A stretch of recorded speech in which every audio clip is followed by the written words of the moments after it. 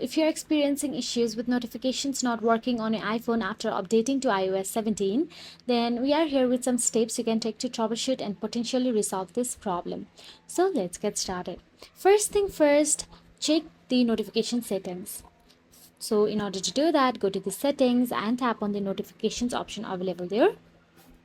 After you tap on the notifications option, you will see the list of apps available there. Ensure that notifications are enabled for the apps you are having issue with. Tap on each app to review its notification settings, including alerts, banners, sounds, and badges. Then simply check Do Not Disturb and Silent mode. Make sure that your iPhone is not in Do Not Disturb mode. Swipe down from the top right corner of the screen to open Control Center and check the status. Simply turn off the Do Not Disturb mode if it is turned on. After that, go back to the settings again. Now in settings, tap on the general option available there.